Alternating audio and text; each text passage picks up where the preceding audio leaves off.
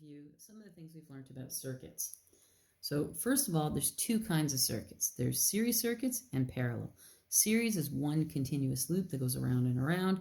Parallel, you have options or branches where some of the electrons could go that way or some could go this way. So there's different options. We learned rules for voltage, current, and resistance. I find current is the easiest one, so I like to start with current. So current is simply just moving electrons, like how many electrons are moving every second. In a series circuit, there's only one path, so all the electrons have to go through every part. So what we find is in a series circuit, the total current is equal to the current in all the individual parts. So if there's only two parts in the circuit, we just go I1 equals I2. If there's three, you add a third one. If there's four, you just keep adding. However, in parallel, some electrons could go left, some could go right. So what we need to do is add up all the paths, all the electrons and all the paths to give us our total. So I total is equal to I1 plus I2 plus I3, etc., etc. Voltage is the opposite. So voltage, when I say opposite, I mean opposite formula. Voltage is measuring how much energy is used up in all the different parts of the circuit. So in a series circuit, as it goes through the first part, it uses some energy. Second part uses some energy. Third part uses some energy. So when we get back to the battery, we have to get charged up that total.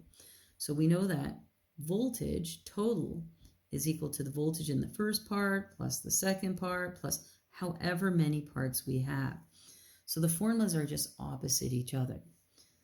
Voltage in parallel. Well, voltage in parallel is exactly the same. So it doesn't matter if you have two resistors, 222, they will all be the same. So V total is equal to V1, is equal to V2, is equal to V3, etc., etc., depending on however many you have.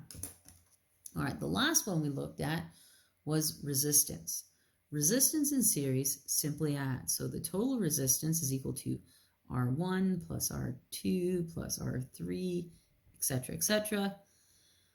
Resistance in parallel, the formula is a little tricky. It's 1 over R total is equal to 1 over R1 plus 1 over R2 plus 1 over R3. I'm only stopping at 3, but it depends on your circuit. If you have 2 parts, you stop at 2. If you have 10 parts, you have to write out R all the way up to 10. And we'll just continue that way. The last thing we learned was something called Ohm's law.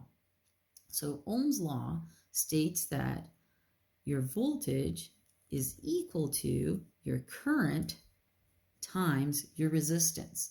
So I always like to put it in the proper order, VIR.